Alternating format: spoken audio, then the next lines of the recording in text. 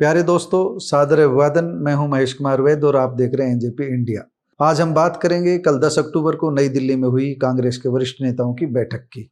हरियाणा की हार को लेकर हुई इस बैठक में पार्टी के राष्ट्रीय अध्यक्ष मल्लिकार्जुन खड़गे, लोकसभा में विपक्ष के नेता राहुल गांधी, हरियाणा का काम देख रहे राजस्थान के पूर्व मुख्यमंत्री अशोक गहलोत, अजय माकन व केसी वेणुगोपाल शामिल हुए।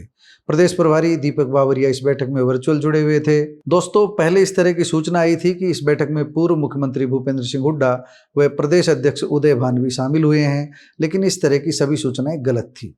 ऐसा बताया जा रहा है कि हरियाणा के नेताओं से फिर कभी बात की जाएगी। पहले इस तरह की सूचना भी आई थी कि केवल भूपेंद्र सिंह हुड्डा और प्रदेश अध्यक्ष उदय भान को बुलाया गया है और कुमारी शैलजा, रणदीप सुरजेवाला व कैप्टन अजय सिंह यादव जैसे वरिष्ठ नेताओं को नहीं बुलाया गया है, लेकिन इस तरह की सूचनाएं भी सही नहीं थी। खैर, बैठक पर आते हैं। इस बैठक में अशोक गहलोत व अजय माकन ने सभी तथ्य पार्टी हाईकमान के समक्ष रखे हैं। सूत्रों के हवाले से छन छन कर बाहर आ रही खबरों का सार यही है कि राहुल गांधी हरियाणा की हार को लेकर बेहद गुस्से में हैं।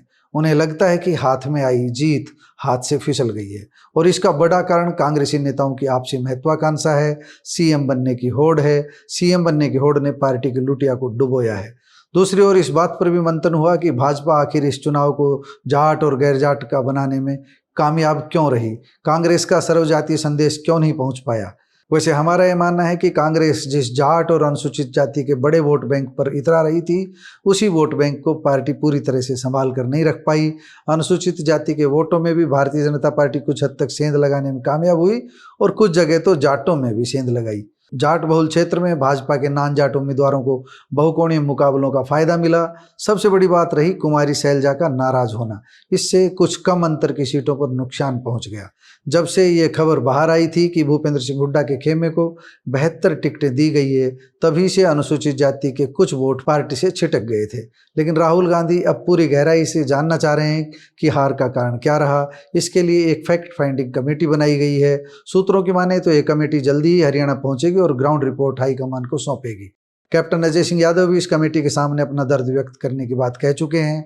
हमारा यह मानना है कि कांग्रेस में अभी भी हार को लेकर जो मंथन चल रहा है वह अपनी जगह सही है, लेकिन यह बात भी अपनी जगह सही है कि अगर 2 से 3% वोट और मिल जाते और कुछ सीटें और मिल जाती तो आज भूपेंद्र सिंह हुड्डा की वाहवाही हो रही होती और हुड्डा महानायक बनकर उभरते। अब यह भी तो जांच का विषय है कि हुड्डा को रोकने के लिए किसने कांग्रेस की राह रोक दी।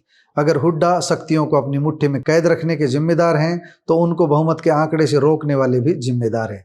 वैसे कहा तो यहाँ तक भी जा रहा है कि भूपेंद्र सिंह हुड्डा खुद ही प्रचंड बहुमत नहीं चाहते थे। वह नहीं चाहते थे कि उनके विरोधियों के समर्थक जीतकर सदन में पहुंचे और उनकी सीएम बनने की राह रोके। राहुल गांधी को इसकी जांच भी करवानी चाहिए। वैसे मल्लिकार्जुन खड़गे साहब और राहुल गांधी जी, हम आपको यह भी बता दें कि कांग्रेस की आपसी फूट से ही कांग्रेस नहीं आ रही है, भाजपा का मैनेजमेंट भी जीता है। भाजपा का मैनेजमेंट शानदार रहा। लोकसभा चुनाव के बाद ही भाजपा की हार सिर पर दिखाई दे रही थी। तमाम परिस्थितियां विपरीत थी, लेकिन उनके पास रूट लेवल तक टीम थी। आरएसएस जैसे समर्पित संगठन के सिपाही थे। आपके पास क्या था? आपके पास कांग्रेसी कार्यकर्ता नहीं थे, आपके पास व्यक्ति विशेष के कार्यकर्ता थे। ऐसे कार्यकर्ता जो व्यक्तियों की कठपुतली थे, कांग्रेस की विचारधारा के नहीं थे। देखते हैं आपकी फैक्ट फाइंडिंग कमेटी क्या कुछ जानकारी जुटा पाती है। दोस्तों, आपको हमारी ये रिपोर्ट कैसी लगी कमेंट बॉक्स में जाकर बताइएगा जरूर। नमस्कार।